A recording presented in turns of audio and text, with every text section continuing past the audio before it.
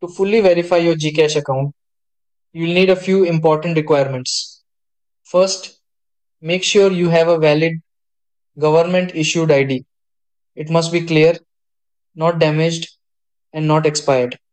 Accepted IDs include a passport, driver's license, fill post ID, and more.